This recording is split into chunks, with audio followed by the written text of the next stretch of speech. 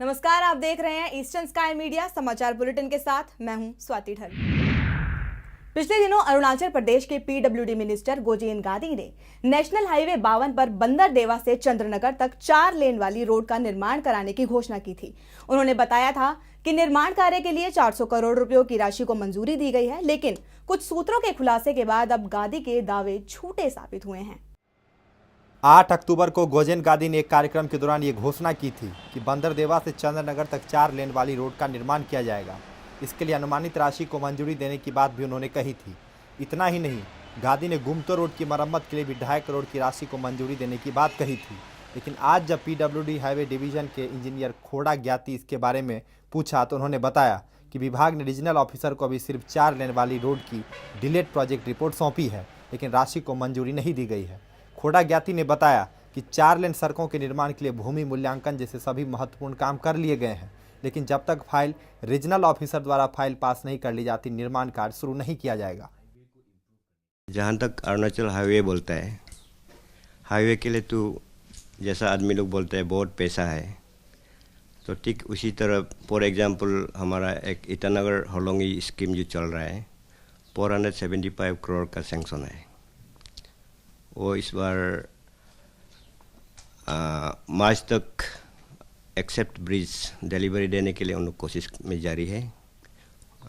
मार्च तक मेरा ख्याल में ब्रिज का अलावा हो जाएगा लगता है। जो ब्रिजेस जो है आपका चिंपू में है, होलोंगी में, अपर होलोंगी, लोअर होलोंगी, वो ब्रिजेस का अलावा बाकी तो ख़त्म हो जाना चाहिए।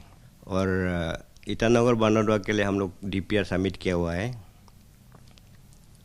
528 करोड़ का स्कीम सबमिट किया हुआ है। वो ministry of road transport highway Delhi में है, वो प्रोसेस में है। उन लोग हो सकता है टेंडरिंग प्रोसेस जल्दी करेगा होगा। दिल्ली में प्रोसेस चल रहा है। नहीं, इसका तो परमानेंट सोल्यूशन हमारा यहाँ में तो 4 लेन तो सेंक्शन हो गया। गवर्नमेंट ऑफ इंडिया का आउट ऑफ 780 करोड़ यहाँ का बंदरदेवा तो आपको ये चंद्रनगर ऑलरेडी सेंक्शन हो गया। पैसा भी रिलीज़ किया है 400 करोड़।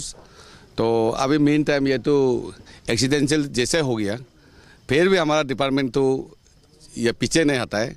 एक्चुअली यहाँ में तो अक्टूबर ये को लास्ट को हम लोग का इनोग्रेशन करने का बात था। इससे पहले हम लोग 25 दिन पहले तो अभी आज हम लोग खुल दिया पब्लिक आने जाने का प्रॉब्लम का सॉल्व करने के लिए।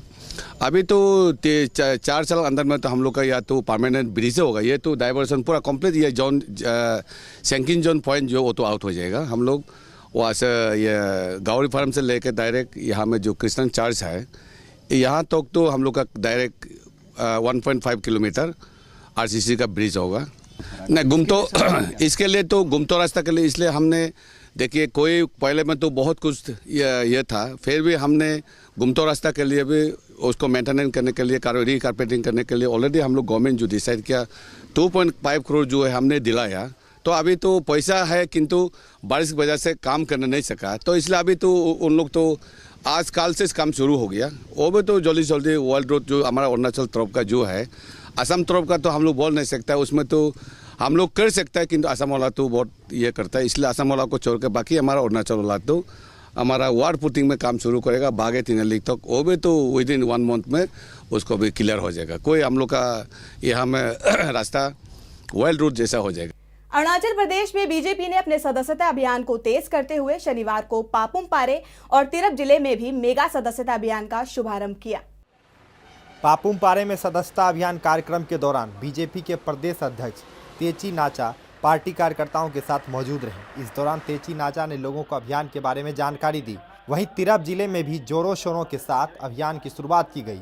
वहीं मेगा सदस्यता अभियान के दौरान काफ़ी संख्या में लोग नामांकन कराने पहुंचे।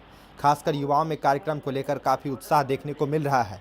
बता दें कि 1 नवंबर को प्रधानमंत्री नरेंद्र मोदी ने पार्टी के कुर्बा बढ़ाने के मकसद से दिल्ली में इस अभियान की शुरुआत की थी।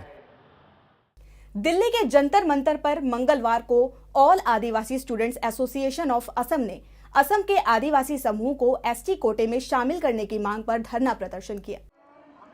धरना प्रदर्शन के दौरान आशा ने मोदी सरकार से मांग की कि वो जल्द से जल्द आदिवासी समूह को ST कोटे में शामिल करे। एसोसिएशन के जनरल सेक्रेटरी जोसेफ मिंज ने बताया कि उन्होंने इस सिलसिले में पीएमओ को 3 मांगों वाला मेमोरेंडम पत्र भी सौंपा है, जिसमें असम आदिवासी समूह को एसटी कोटे में शामिल करने, असम नागालैंड सीमा विवाद पर जल्द कोई कदम उठाने और दैनिक मजदूरी में बढ़ोतरी करने की मांग है। वहीं आशा के प्रेसिडेंट राफेज कुजूर ने मोदी सरकार को चेतावनी दी है कि अगर वो मांगों पर कोई सकारात्मक कदम नहीं उठाते हैं तो व्यापक आंदोलन करेंगे। वहीं उन्होंने असम के सीएम तरुण गोगोई की जमकर आलोचना की। आशा ने गोगोई सरकार के कामकाज की भर्त्सना करते हुए कहा कि गोगोई सरकार को 2016 में होने वाले विधानसभा चुनाव में इसका खामियाजा भुगतना पड़ेगा। हमारी जो मांग है अनुसूचित जनजाति कारण के लिए आदिवासियों को आसाम का, वो मांग नया नहीं है, बहुत पुरानी है। करीब 50 साल से भी आगे से हम लोग ये दावी कर रहे हैं, हम लोग डिमांड कर रहे हैं। और यूपीए सरकार वो लोग बहुत बार आश्वासन देगा इलेक्शन के आगे देता नहीं उन लोग। इस बार बहुत आशा लेके हम लोग मोदी सरकार भी बोला कि हम लोग देगा बोल के। हम लोग आज मेमोरेंडम दिया है, स्मारक पत्र हम लोग पीएमओ ऑफिस में दिए, हम लोग होम मिनिस्टर को भी ऑफिस में दे के आए हैं, उसके बाद में ट्राइबल अफेयर्स ऑफिस में भी दे के आए हैं।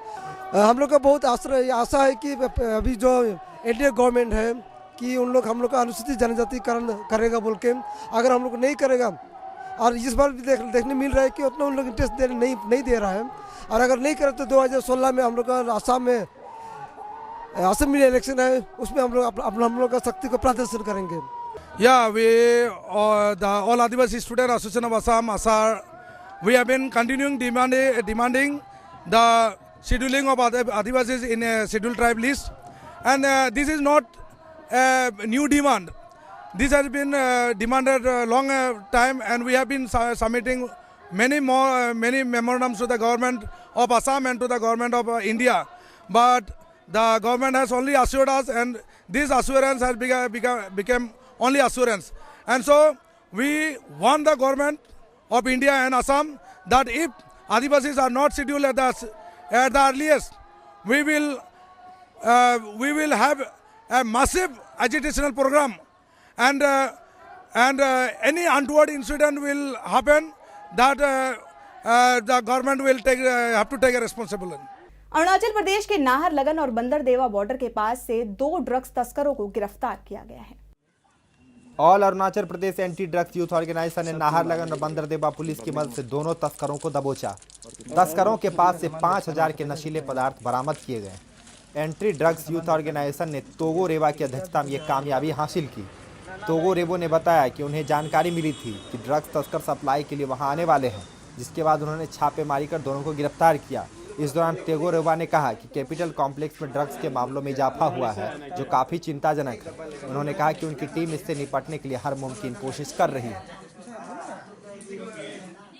बंदरदेवा पुलिस स्टेशन में हूँ, तो नाहरलगन से हम लोग पकड़ने के बाद तो उससे पूछताछ करके हम लोग इसका पता लगाया। इसका नाम है, क्या नाम था? तायो पासर है। तो ये लोग का थ्रू से इसके साथ और 2 लोग हैं जो कि नाहरलगन पुलिस स्टेशन ले जा रहे।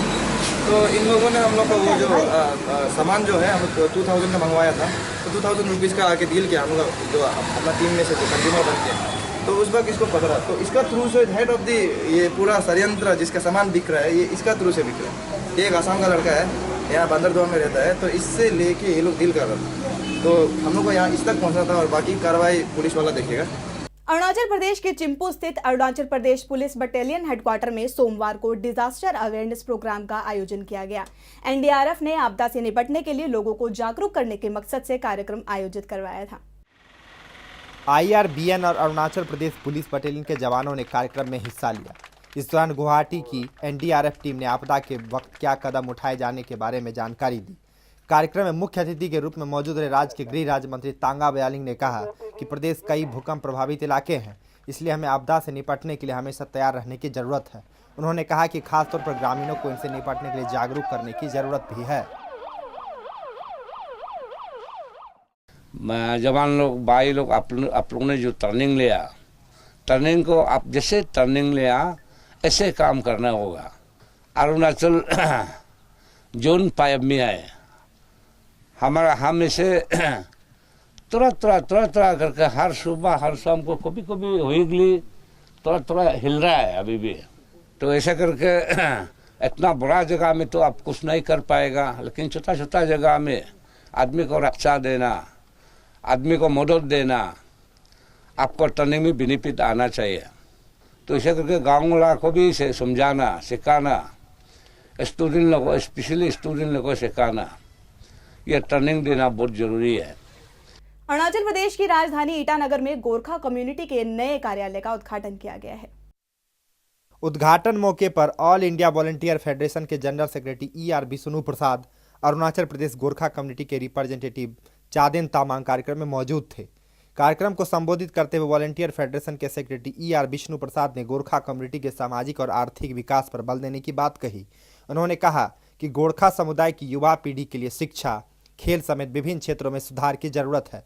विष्णु प्रसाद ने कहा कि केंद्र सरकार को इस समुदाय के विकास की कई योजनाएं बनाने की जरूरत है। जानकारी देते हुए विष्णु ने कहा कि वो सरकार को इससे संबंधित ज्ञापन भी सौंप चुके हैं। मैं हूं Vishnu Prasad, general secretary all India federation of volunteer organisation.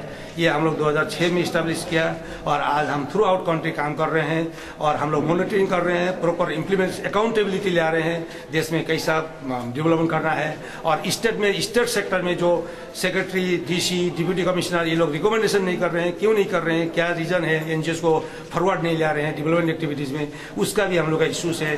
There are many issues which has to be dissolve by proper formatting, proper guidelines which are framed by Government of India, and accordingly this has to be implemented in the state sector as per Constitution of India in the sector of development.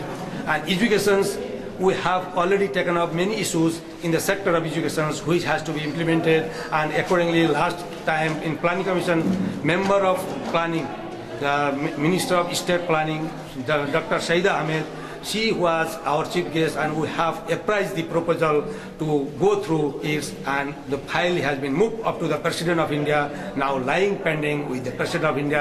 Hope after this year 2015 we'll get it back, and again we are going to discuss after this issue with Anna Hazare how we'll go ahead to develop the country in advanced states like South Asia.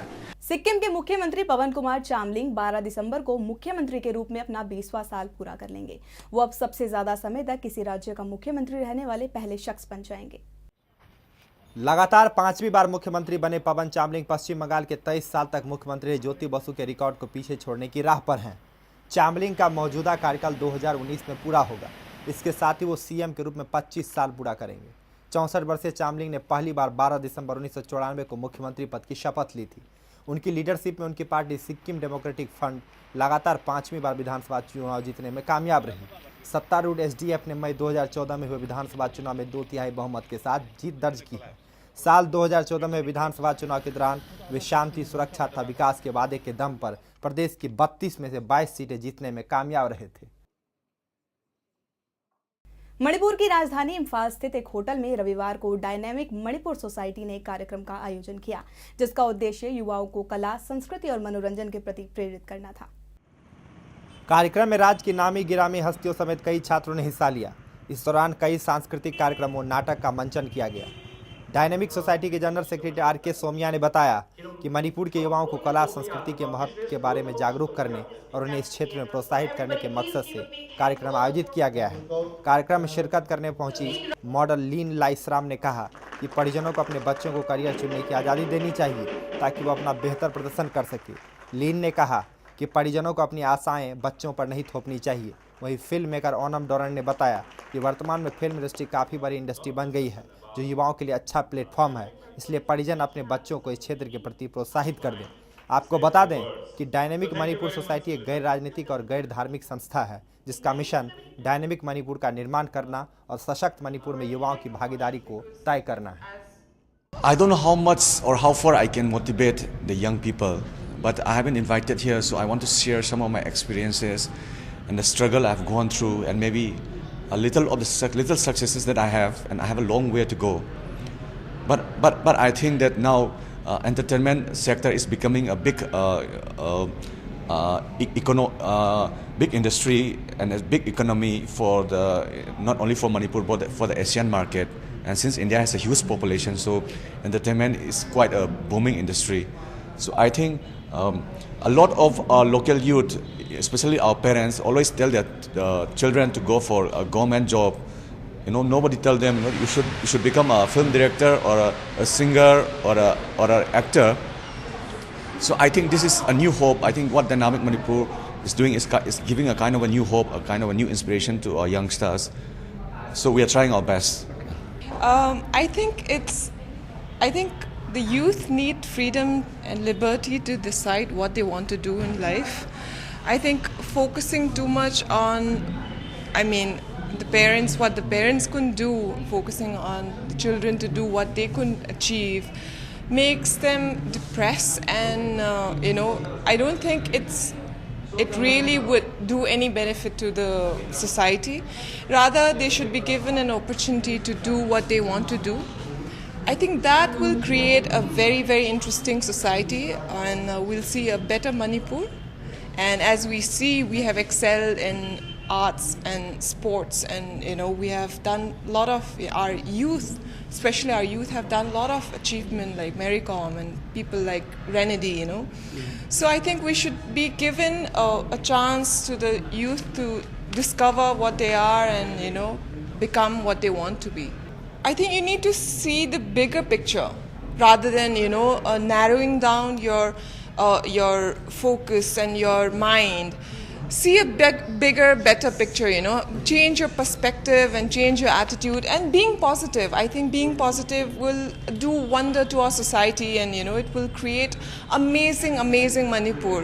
We have gone through a lot. We have gone through I was just listening to Pabung Sham Sharma, and I could see how much our older generation has gone through, and we have come way too far ahead of our time and all of that. So being positive will create a much better and a livable and interesting society, I feel. Actually, we have organized 4 episodes so far, and this episode number 5 is so important to us, is that the art, especially the art and culture, is the only field that Manipur is recognized worldwide. So why don't we what inspired a young star, upcoming star, to excel in their particular field, like in art and culture? This is the only field that I believe they will bring up a Manipur state in the international arena. Actually, we have target audience, especially in this particular team, art, culture, and entertainment. We are inviting the students from related field like dance academy and music academy and acting academy, models grooming institute. And so the targeted audience is all this related in the related field. So I hope with this program, definitely the positive change will be there, I suppose, and I believe. खबरों के संग में फिलहाल इतना ही।